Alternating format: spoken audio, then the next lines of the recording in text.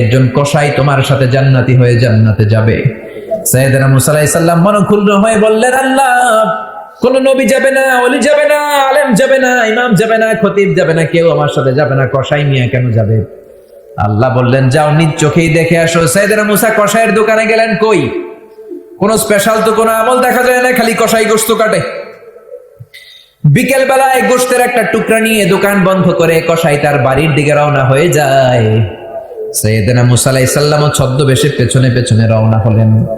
কসাই ঘরে ঢুকলো, মুসা আলাইহিস সালাম নক করলেন। কসাই দরজা খোলার পরে বলে, আমি একজন পথিক মুসাফির, আজ রাতে তোমার ঘরে থাকতে চাই, অনুমতি হবে কিনা?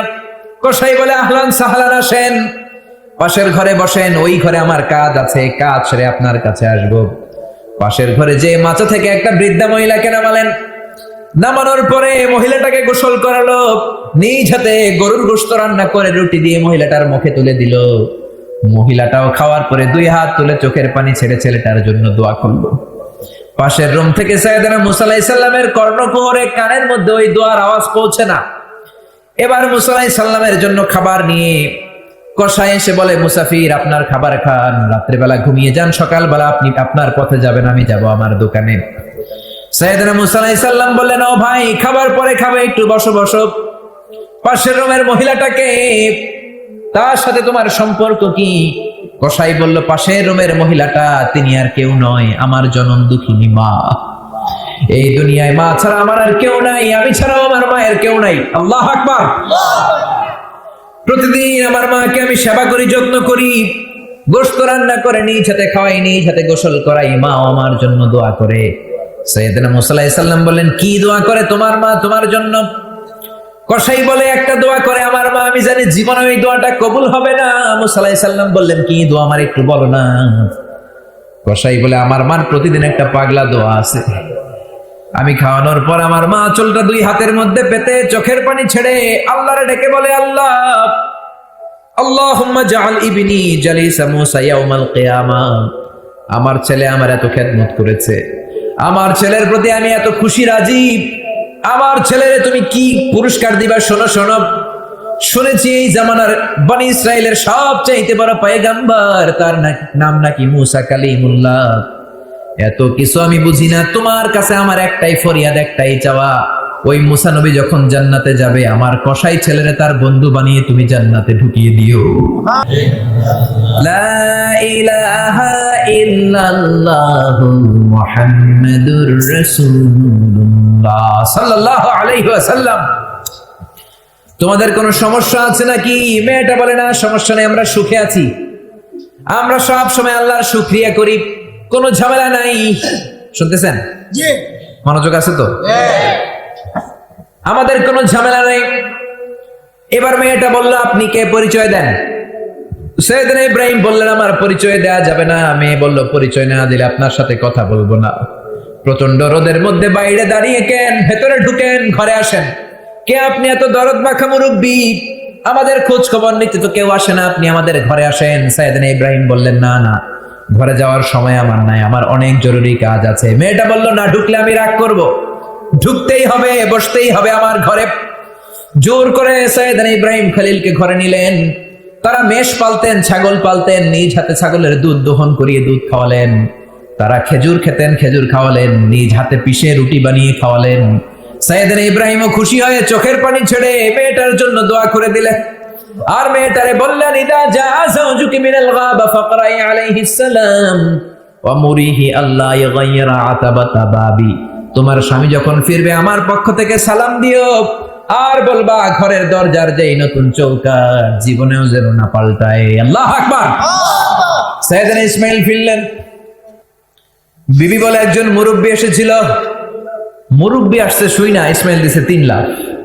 কারণ আগের একটা তিক্ত অভিজ্ঞতা আছে না নেই?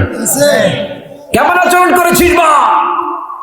বিবি বলে, চিন্তা করবেন না, অনেক আপ্যায়ন করেছি, ভালো আচরণ করেছি, অনেক মেহমানদারি করেছি, উনিও আমার মাথায় হাত বুলিয়ে দিয়ে চোখের পানি ছেড়ে দোয়া করেছেন, আর আপনারা সালাম দিয়ে বলেছেন ঘরের দরজার নতুন চৌকাঠ যেন না পাল্টান। এই কথাটা বলতে বলেছেন। বললেন, আমি নাকি বুঝবো না, আপনি নাকি বুঝবেন। এই কথাটা আপনাকে বলতে বলেছেন, ঘরের দরজার নতুন চৌকাঠ যেন জীবনেও না পাল্টান। এই কথা শুনে চিৎকার দিয়ে সাইয়েদনা ইসমাইল বিবিকে জড়িয়ে ধরলেন, বললেন, ও বিবি, তুই তো গোল্ডেন এ প্লাস। সুবহানাল্লাহ বলবেন না? Golden A plus. যে লোকটা এসেছিল তিনি আমার পিতা, মুসলিম জাতির পিতা ইব্রাহিম খলিল।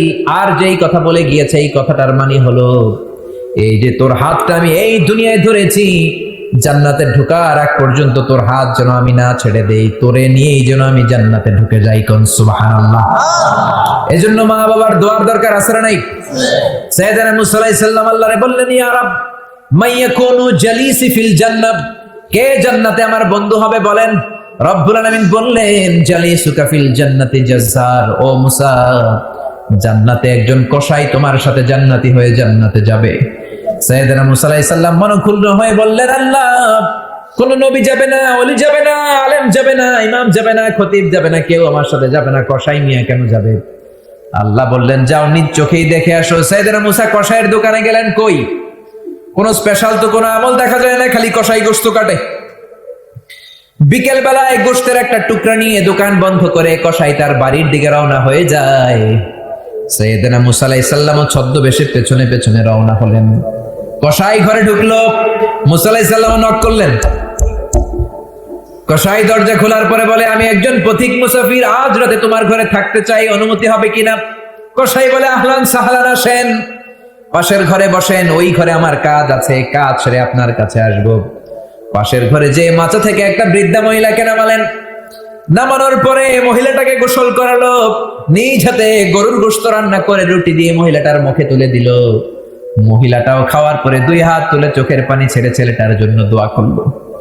পাশের রুম থেকে সাইয়েদনা মুসা আলাইহিস সালামের কর্ণকুহরে কানের মধ্যে ওই দোয়ার আওয়াজ পৌঁছে না। এবার মুসা আলাইহিস সালামের জন্য খাবার নিয়ে কসাই এসে বলে, মুসাফির, আপনার খাবার খান, রাত্রিবেলা ঘুমিয়ে যান, সকালবেলা আপনি আপনার পথে যাবেন, আমি যাব আমার দোকানে। সাইয়েদনা মুসা আলাইহিস সালাম বললেন, ও ভাই, খাবার পরে খাবে, একটু বসো বসো। পাশের রুমের মহিলাটাকে, তার সাথে তোমার সম্পর্ক কি? কসাই বলল, পাশের রুমের মহিলাটা তিনি আর কেউ নয়, আমার জনম দুঃখিনী মা। এই দুনিয়ায় মা ছাড়া আমার আর কেউ নাই, আমি ছাড়াও আমার মায়ের কেউ নাই। আল্লাহু আকবার। প্রতিদিন আমার মাকে আমি সেবা করি, যত্ন করি, গোশত রান্না করে নিজ হাতে খাওয়াই, নিজ হাতে গোসল করাই, মা আমার জন্য দোয়া করে।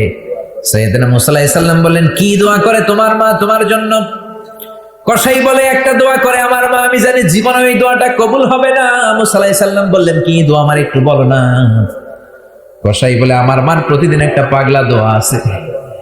আমি খাওয়ানোর পর আমার মা আঁচলটা দুই হাতের মধ্যে পেতে চোখের পানি ছেড়ে আল্লাহরে ডেকে বলে, আল্লাহ, আল্লাহুম্মা জাআল ইবনি জালিসা মুসা ইয়াউমাল কিয়ামাহ।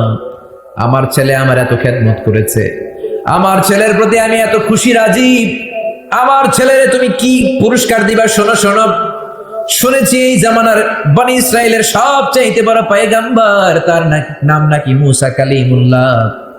এত কিছু আমি বুঝি না, তোমার কাছে আমার একটাই ফরিয়াদ, একটাই চাওয়া, ওই মুসা নবী যখন জান্নাতে যাবে, আমার কসাই ছেলেরে তার বন্ধু বানিয়ে তুমি জান্নাতে ঢুকিয়ে দিও। মুসা আলাইহিস সালাম বললেন, ঘটনা তো এই জায়গায়, এটা তো মায়ের দোয়ার কারণে। চিৎকার করে বলেন, ঠিক কিনা? এজন্য খবরদার, মায়ের মনে যাতে কোনদিন কষ্ট না হয়ে যায়, মায়ের মনে কখনো যেন ব্যথা না লেগে যায়, মায়ের অন্তরে যেন কখনো দুঃখ না লেগে যায়।